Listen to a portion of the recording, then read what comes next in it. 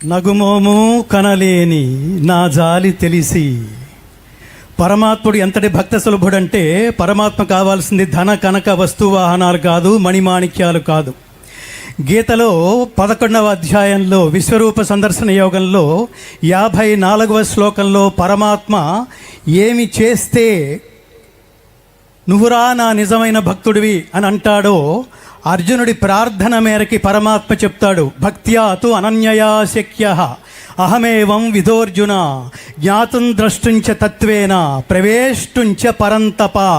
ఒక్క తులసి దళానికే పరమాత్మ ఎంత అనుగ్రహించాడో మనందరికీ తెలుసు.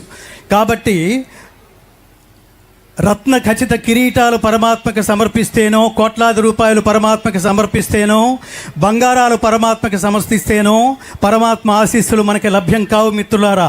అనన్యమైన భక్తి చేత మాత్రమే పరమాత్మని మనం సులభంగా పొందవచ్చు.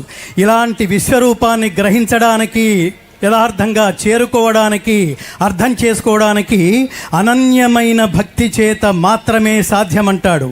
అర్జునుడు మరొక ప్రశ్న కూడా అడిగాడు, పరమాత్మ నీ అనుగ్రహం పొందాలంటే మానవాళికి కావలసిన క్వాలిఫికేషన్స్ ఏమిటి అని అడిగితే 55వ శ్లోకంలో విశ్వరూప సందర్శన యోగంలో శ్రీకృష్ణ పరమాత్మ చెప్తాడు,